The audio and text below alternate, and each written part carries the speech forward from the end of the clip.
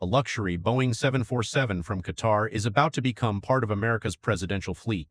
The aircraft itself was donated, but turning it into a secure flying White House required a rapid military conversion, and the complete public cost is still not known. On June 19, President Donald Trump toured the red, white, dark blue, and gold jet at Joint Base Andrews in Maryland. After stepping off the aircraft, he described it as a flying White House built at an extraordinary level of luxury. The Air Force calls it the VC-25B Bridge aircraft.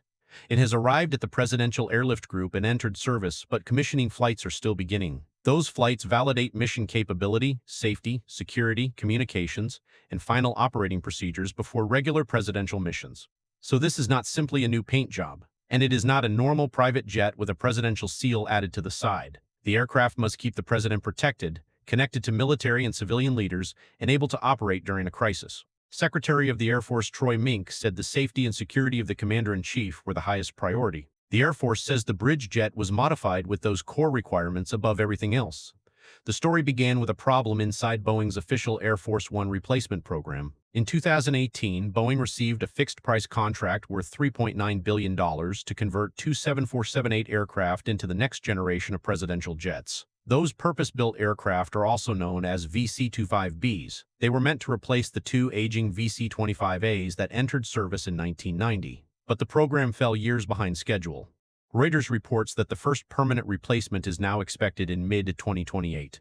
Boeing's program costs have risen above $5 billion, and the company has recorded about $2.4 billion in charges against earnings connected to the project. That delay created a gap. Trump wanted access to a newer presidential aircraft before Boeing's permanent replacements arrived. Qatar then offered the United States a former head of state Boeing 747-8. When he defended accepting the aircraft in May 2025, Trump called it a great gesture from Qatar. The Pentagon formally accepted the plane later that month and said the transfer complied with federal rules and regulations. The transfer immediately created two competing arguments. The administration's case is practical. The existing presidential 747s are more than 3 decades old. Heavy maintenance cycles are extending, while the new Boeing aircraft will not arrive for years. A bridge jet gives the Presidential Airlift Group another large aircraft while the older planes remain available. Critics focus on ethics, foreign influence, security, and cost. The aircraft came from a foreign government and was often described using a roughly $400 million list price figure. That does not establish its current market value, but it explains why the transfer attracted so much attention.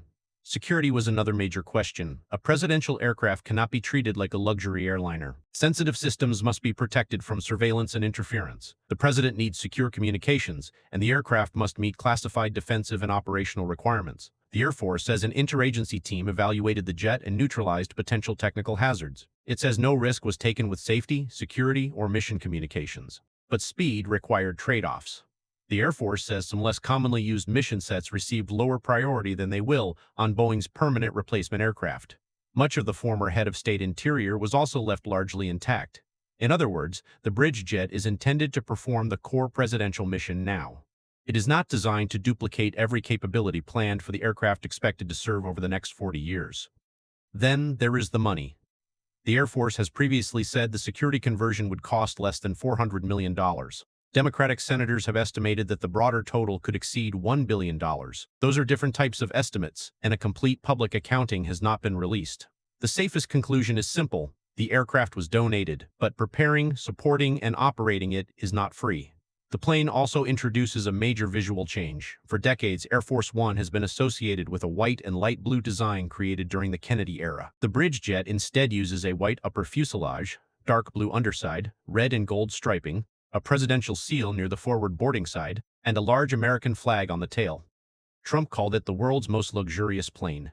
He also argued that the United States should not be using aircraft that look older than those flown by other world leaders. The new color family is also planned for Boeing's future VC-25Bs and several modified Boeing 757 aircraft used by senior officials. The current planes are not disappearing immediately. The Air Force told the Associated Press that the VC-25As will remain available.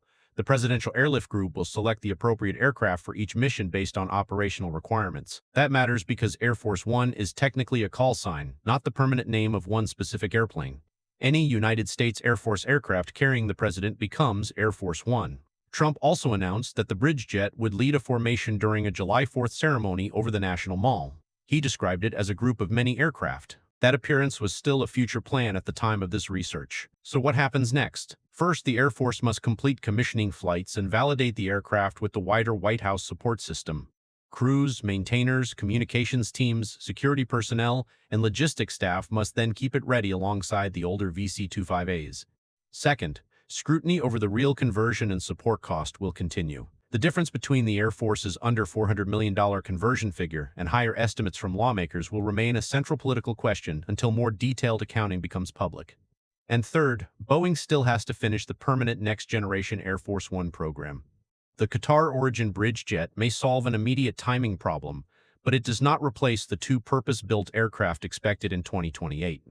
The result is a strange combination: a donated luxury aircraft, a classified military conversion, a new national color scheme, and a temporary solution created because a much larger program ran years late.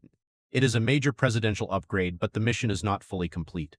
The next checkpoint is commissioning. The next public spectacle is planned for July 4th, and the final bill remains one of the biggest unanswered questions. Subscribe for more major stories explained like a video game.